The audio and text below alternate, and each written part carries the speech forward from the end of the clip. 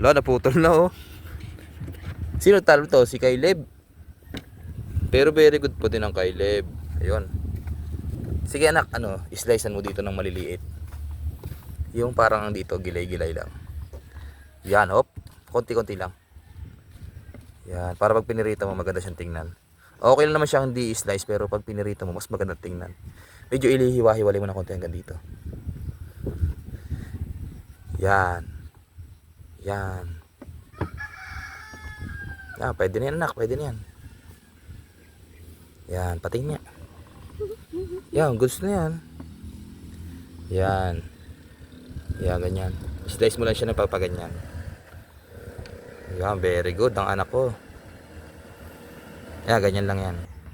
Yan, ganyan. Medyo hiwalay yung pa na konti. Yung turo ko kanina. Yan. Yan. Ayan, huwag mo kasi ito ilubog, konti lang. Ayan, ganyan. Siyempre, mukha lang malaki na kasi yung anak ko, pero baby pa yan.